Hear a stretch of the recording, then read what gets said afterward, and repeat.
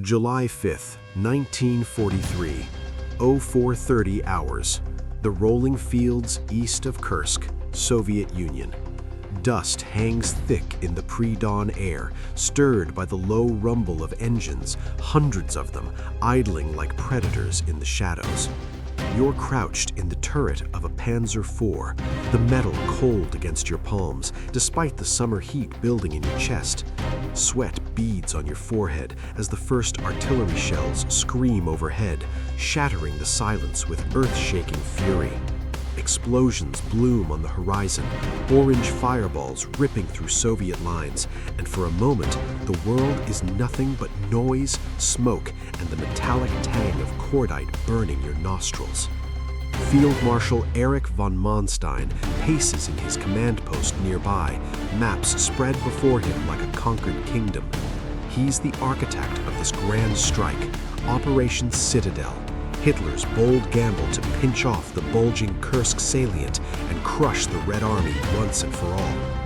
Manstein's eyes gleam with the confidence of a victor after the triumphs at Kharkov earlier that year, where his panzers had routed Soviet forces and recaptured the city in a whirlwind counteroffensive. He believes this will be the knockout blow. The Russians are spent, he tells his staff officers, his voice steady amid the chaos. Their defenses are a facade. We'll slice through them like a hot knife through butter. His southern panzer, Army Group South, boasts elite divisions, the SS Panzer Corps under Paul Hauser, with crack units like Leibstandart, Das Reich, and Totenkampf. Tigers and Panthers prowl the assembly areas, their massive 88mm guns glinting in the faint light, symbols of German engineering supremacy. Over 900,000 Wehrmacht troops stand ready across the front, backed by nearly 3,000 tanks and assault guns. The Luftwaffe's fighters scream low, promising air dominance. As the barrage lifts, the order crackles over the radio. Vorwärts, forward. Your tank lurches ahead, tracks grinding the parched earth into powder, joining a steel tide that stretches as far as the eye can see. Infantry from the Grossdeutschland division hunkers beside you, rifles clutched tight, faces set in grim determination. The ground trembles under the weight of it all, the 4th Panzer Army leading the charge, aiming to link up with Model's 9th Army from the north and encircle hundreds of thousands of Soviets. You can almost taste the victory, the promotions, the end of this endless Eastern War. Rumors swirl in the ranks. Intelligence reports claim the Reds are demoralized, their tanks outdated relics compared to the new Ferdinand tank destroyers rumbling alongside. But as the sun crests the horizon, painting the steppe in bloody red, the first hints of resistance emerge. Soviet anti-tank guns bark from concealed positions, shells whining past your hull. A nearby panzer shudders and erupts in flame, its crew scrambling out amid screams. You swivel the turret, spotting the enemy trenches, miles of them, zigzagging across the landscape like scars on the earth. Minefields erupt under advancing vehicles, flipping half-tracks skyward in geysers of dirt and fire. The Reds aren't breaking, they're holding, firing back with a ferocity that defies the pounding they've just endured. Marshal Georgy Zhukov, the unyielding Soviet commander overseeing the Central and Voronezh fronts, has anticipated this. Unknown to the Germans, he's orchestrated a masterpiece of defense. 8 fortified belts stretching 150 miles deep, laced with over 1 million mines, anti-tank ditches, and hidden artillery. Behind them wait reserves, vast, unimaginable reserves. In the northern sector, General Walter Model's forces slam into Konstantin Rokossovsky's central front. The 9th Army's panzers grind forward only a few kilometers before bogging down in a hell of interlocking fire. Elephants, massive Ferdinand assault guns, lumber into the fray, their thick armor shrugging off hits, but even they falter against the density of the Soviet lines. By midday, the advance stalls, casualties mounting. Model, ever the cautious tactician, urges restraint, but Hitler demands results. This is the decisive battle, the Führer wires from his wolf's lair. Annihilate them. Down south, Mansteins' push fares better initially. The SS Panzer Corps breaches the first line, Tigers like Michael Wittmann's command vehicle blasting T-34s at long range, their sloped armor no match for the high-velocity rounds. German soldiers cheer as enemy positions crumble, prisoners stumbling out with hands raised, their faces etched with exhaustion. But as the day wears on, the horizon fills with dust clouds, not retreating Soviets, but something else. Whispers spread among the crews. How many do they have? Spotters report endless columns of Red Army tanks maneuvering in the distance, far more than intelligence predicted. You feel it then, that first twinge of doubt, as your panzer crests a ridge and the vista unfolds, row after row of Soviet defenses stretching into infinity. The air thickens with the acrid smoke of burning vehicles, the ground littered with twisted metal. What was meant to be a swift encirclement now feels like plunging into an abyss. And as night falls on that first brutal day, with the German advance measured in mere miles against staggering losses, a chilling realization begins to dawn. The Soviets aren't just defending, they're waiting, ready to unleash something monstrous. But what lies hidden in those vast steppes beyond the next hill? July 12, 1943. 0600 hours. The flat plains southwest of Prokhorovka railway station. Heat already shimmers off the sun-baked earth, turning the air into a furnace. You stand in the cupola of a Tiger commanded by SS Hauptsturmführer Mikhail Wittmann, the Iron Cross glinting on his collar as he scans the horizon with binoculars. The 2nd SS Panzer Corps has fought tooth and nail for a week, clawing 12 miles forward at a cost no one wants to count. Totenkopf and Leibstandarte divisions are exhausted, ammunition low, but Manstein insists the breakthrough is near. Intelligence whispers of a Soviet counterattack brewing, but the scale? Unimaginable. Then it begins. A low thunder rolls from the east, growing into a roar that vibrates through your bones. Dust clouds rise like a tidal wave, blotting out the morning sun. Hundreds, no, thousands of dark shapes emerge from the haze. T-34s hull down on the reverse slopes, charging at full speed. Behind them, more, endless more. The 5th Guards Tank Army under Lieutenant General Pavel Rotmistrov has been hurled into the fray by Schukows himself. Over 850 tanks and assault guns, including fresh brigades of the legendary T-34-85 and heavy KV-1s. They surge forward in waves, engines screaming, guns already spitting fire. Wittmann's voice cracks over the radio. "Feuer frei! All tanks fire at will!" The Tiger's 88mm booms beside you, the recoil slamming the hull backward.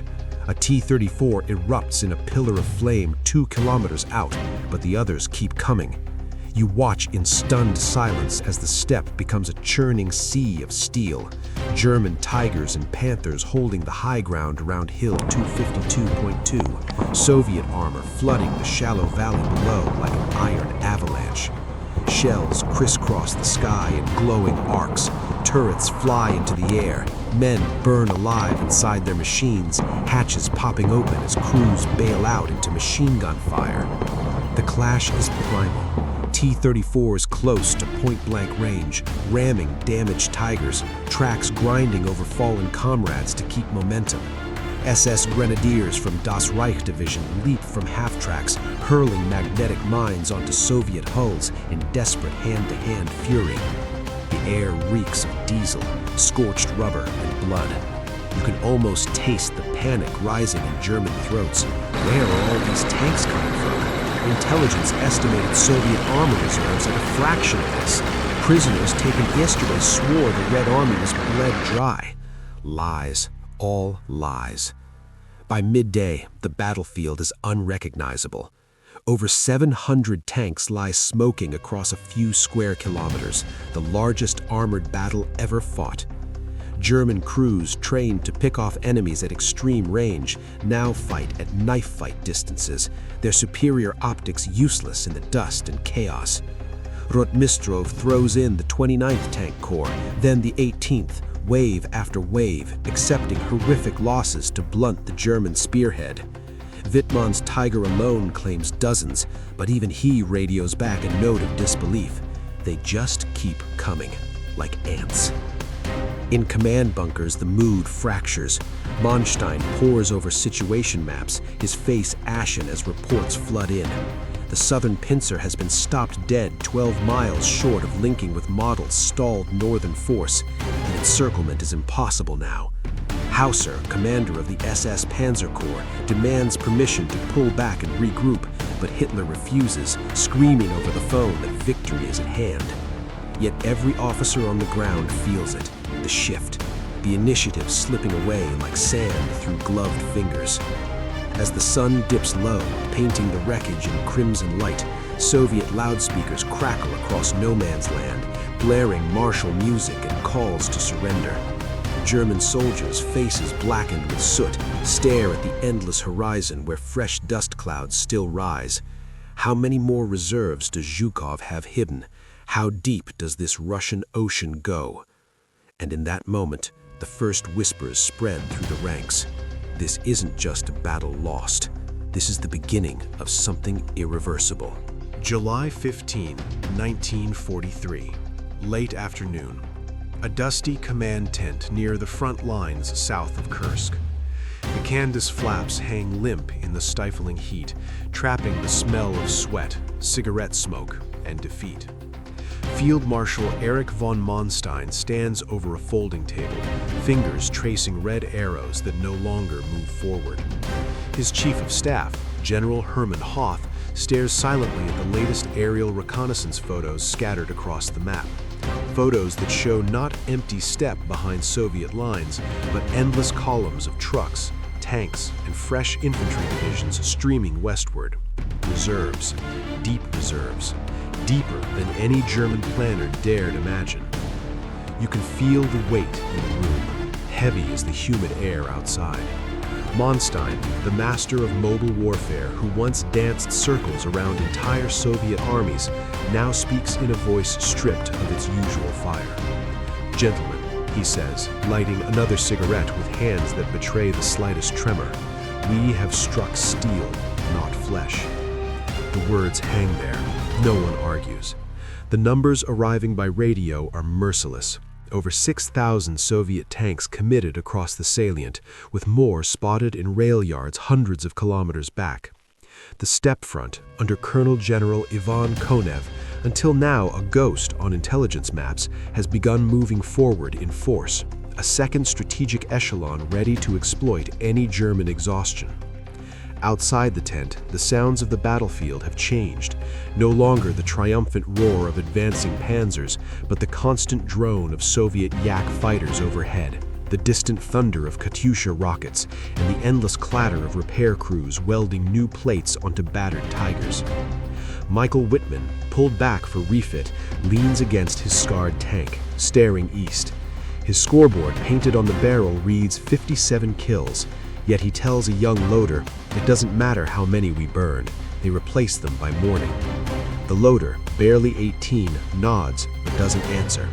He's seen the prisoners, Soviet tankers with fresh uniforms, new boots, eyes burning with something the Germans have almost forgotten: certainty. In Berlin, the reaction is frantic. Hitler rages at his headquarters, refusing to accept the reports filtering in from the Ostfront. He demands Manstein continue the attack, promises new Panther battalions, swears the East Wall will hold if only the East can deliver victory. But even he pauses when General Zeitzler, chief of the Army General Staff, quietly lays out the arithmetic. German irreplaceable losses already exceed 500 tanks and assault guns, with entire companies of Tigers reduced to scrap. Soviet losses are triple that, yet the Red Army grows stronger by the day.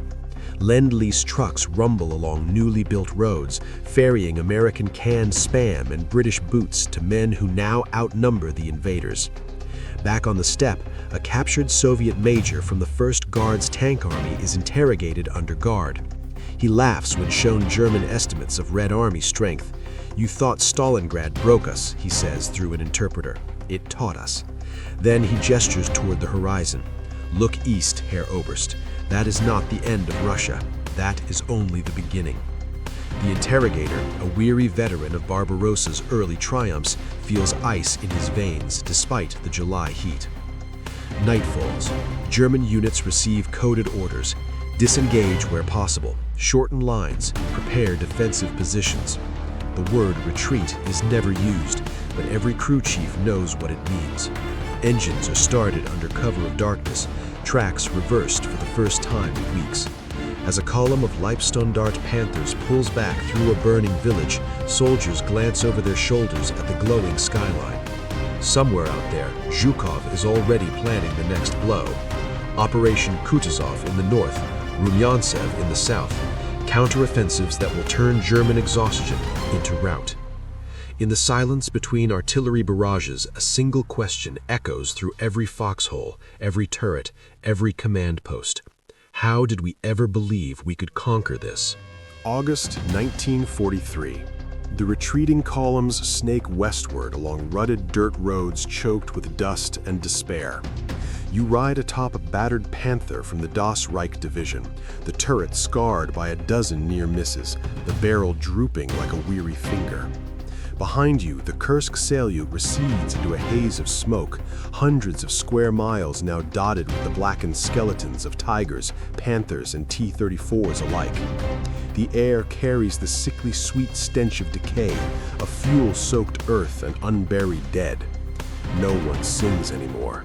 No one talks of victory. Soviet counteroffensives have erupted like a storm long gathering on the horizon.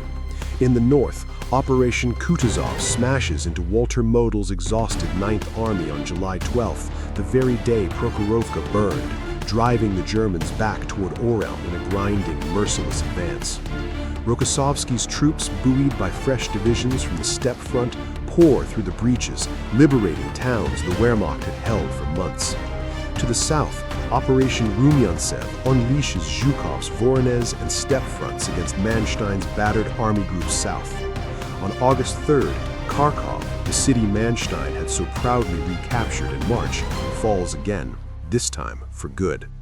Red banners rise over the ruins as German rearguards fight desperate delaying actions, blowing bridges and scattering mines in a frantic race to the Dnieper River. Manstein requests permission to withdraw to the natural barrier of the Dnieper, to trade space for time and rebuild shattered panzer divisions. Hitler hesitates, then finally relents on September 15th, issuing the order for a general retreat to the so-called Panther-Wotan line. But the Soviets give no respite. Konev's armies ford the great river on improvised rafts and captured barges, turning what was meant to be an orderly withdrawal into a headlong flight. Entire supply depots are abandoned intact, crates of Panzerfausts and winter clothing falling into Soviet hands, ironic gifts for the winter campaigns to come. In the crew compartments of retreating tanks, the conversation has turned quiet and fatalistic. A grizzled Unteroffizier from Totenkopf division stares at the endless steppe rolling past and mutters, "We thought Russia was a house of cards. Instead, we kicked a beehive." Another younger man clutches a letter from home he'll never mail, whispering, "They told us it would be over by Christmas 41. Now, I wonder if any of us will see another Christmas at all."